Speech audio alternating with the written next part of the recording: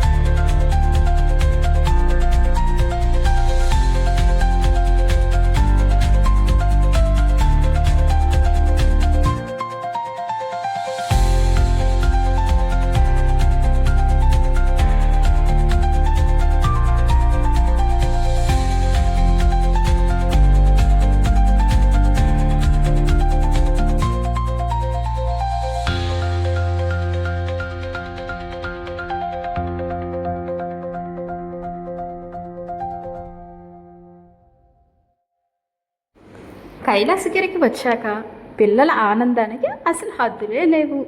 ఎక్కడ చూసినా ఆటలే, నవ్వులు.